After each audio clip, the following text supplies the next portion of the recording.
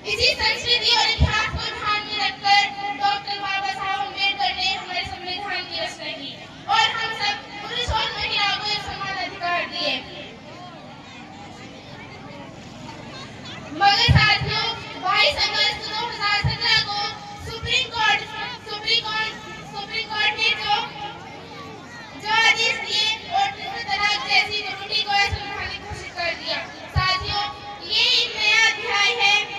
समय आ गया है कि हम इस रूढ़िवादी सोच और तुष्टीकरण की राजनीति और धर्म करने वाले उन लोगों से ये सवाल करें कि उन्होंने इस ट्रिपल तलाक पर अपनी क्या राय दी है। और मैं अंत में बस इतना ही कहना चाहूंगी कि जिस घर में महिलाओं